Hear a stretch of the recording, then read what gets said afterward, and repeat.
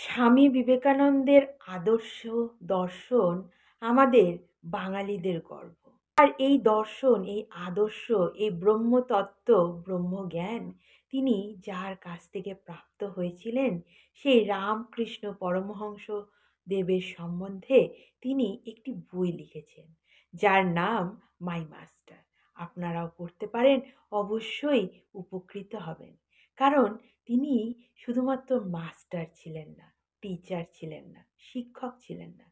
তিনি ছিলেন শিক্ষকের থেকেও উপরে একজন পরম গুরু। যে গুরু শুধু শিক্ষা দেয় না, তার সাথে সাথে দেয় দীক্ষা। শ্রী রামকৃষ্ণ পরমহংসদেবের এই ব্রহ্মতত্ত্ব, ব্রহ্মজ্ঞান প্রাপ্ত হয়ে স্বামী বিবেকানন্দ নিজের দিগন্ত খুঁজে পেয়েছিলেন। তার সাথে সাথে দেশবাসীকেও গোটা পৃথিবীর দরবারে তুলে ধরেছিলেন। তার সাথে সাথে তিনি এই বইটিতে রামকৃষ্ণ পরমহংসদেবের অনেক কিছু গুণাগুণ, অনেক কিছু বৈশিষ্ট্য তুলে ধরেছেন, যে বৈশিষ্ট্যগুলো প্রাপ্ত হয়ে তিনি সত্যি উজ্জীবিত হয়েছিলেন।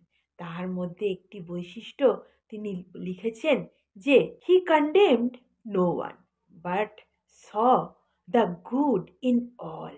তিনি কারোর মধ্যে দোষ দেখতেন না, কারোর ত্রুটি খুঁজে বের করতেন না। তিনি সব কিছুর মধ্যে, সব কিছুর মাঝে শুধু ভালোই দেখতে পেতেন। হ্যাঁ, এমনই উক্তি করেছেন স্বামী বিবেকানন্দ রামকৃষ্ণ পরমহংসদেব সম্বন্ধে। তিনি জানতেন আলো এবং সাদা নিয়েই জীবন, ভালো এবং মন্দ নিয়েই জীবন। যারা শুধুমাত্র মন্দটাকেই চোখে দেখতে পায়, মন্দটা নিয়েই আলোচনা করে, মন্দটা নিয়েই বেশি বিস্তার করে, তাদের জীবনে মন্দই ঘটে। তাই তিনি সব কিছুর মধ্যে ভালো খুঁজে পেতেন, ভালো দেখার চেষ্টা করতেন, ভালোগুলোকে নিয়েই আলোচনা করতেন। ঠিক রাত আর দিনের মতো। রাতের অন্ধকার মানুষকে ভয় দেখায়, মানুষ ভয় পায়, বাইরে যায় না, খুব নিরাপদ আশ্রয় প্রার্থনা করে। ঠিক তার উল্টো হয় দিনের বেলায়। মানুষ অনেক কিছু খোলামেলা করে করতে পছন্দ করে, অনেক কিছু দেখতে, বাইরে বেরোতে, আবিষ্কার করতে পছন্দ করে। রামকৃষ্ণ পরমহংসদেবও সেই দিনের খোলা আলোর মতো সব কিছুকেই আলো দিয়ে বিশ্লেষণ করেছেন। তাই তিনি আজ রামকৃষ্ণ পরমহংসদেব হয়েছেন। আমাদের সাধারণ মানুষের হয়তো এত বড় তত্ত্ব দর্শন নিজেদের জীবনে অ্যাপ্লাই করা বা অন্যের মধ্যে শুধুমাত্রই ভালো গুণগুলোকেই নেওয়া, খারাপ গুণগুলোকে ফেলে দেওয়া বা না তাকানো তো সম্ভব নয়।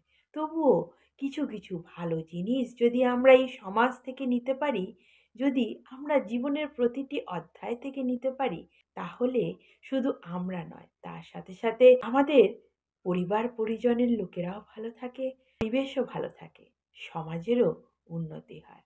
আমার ভিডিওগুলো মোটিভও ঠিক তাই।